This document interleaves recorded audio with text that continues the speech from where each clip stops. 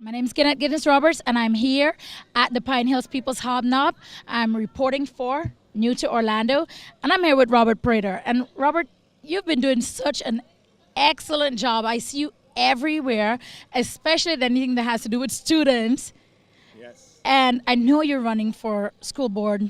Orange County School Board Chair. School board chair. So I Yes. wanted to get that really clarified. I know that you're a teacher, and you've got that background, but why do you think, tell the voters why that's really important for them to understand? To be the chair, you need to have more than a teaching background.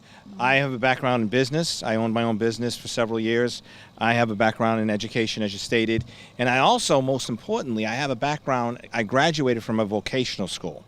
Really? Yes. So I'm the only candidate that has experience in all three areas. Wow. As you can see, I started off with 0 votes. Tonight I got 67. So I'm really pleased with how much it is. Just the momentum is growing and growing and growing. And but you hit the nail on the head when you started the interview. My life is about students. I could tell. I mean, it is my passion.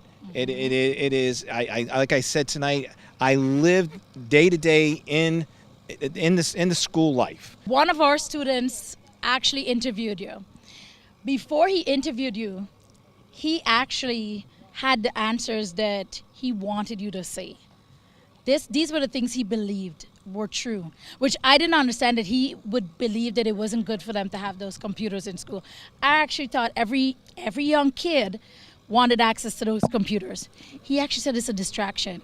Yes. Which is something you said. Yes. Now, here's the funny thing. In 2013, when we did the pilot program, I was part of the pilot program. And I got interviewed by Channel 9. And, and I even said, we don't know what's going to happen with technology. You may have students teaching the teachers because they know more about computers than we do. You can go back and people can look that interview up in 2013. And lo and behold, I was right. The students know more, so they're getting into places that they shouldn't be getting in, and the con part of it is we're seeing it now with so many of these bad things happening at the schools. The social skills are depleted. I remember years ago, I want to say go back 10 years ago, and there was a commercial. United Airlines did it, and the CEO of United Airlines started sliding airline tickets across the table to all of his COOs. And they were like, what's this? We fax everything. We talk to people on email and computers. He goes, no, we're going back to doing things the old-fashioned way. We're going to go talk to our customers face-to-face and have real dialogue. And that's what we're taking away from the teachers. Teachers want autonomy. They want to be able to teach in their classrooms, talk to the students. Connect, which is build something those that, relationships. Yes. I'm pretty sure out there you've got it. Every great story that, behind your head, it's all my English teachers that have been motivating me even now to go forward. And everyone I know has a story where a teacher is probably the person who made the biggest impact on their lives outside of their parents. Yes, absolutely. I did the math and I was explaining to students, during the school year, during the waking hours, a child spends more time with their teacher than they actually do with their parent. So they have to make, the lead in the social skills and the writing skills and reading.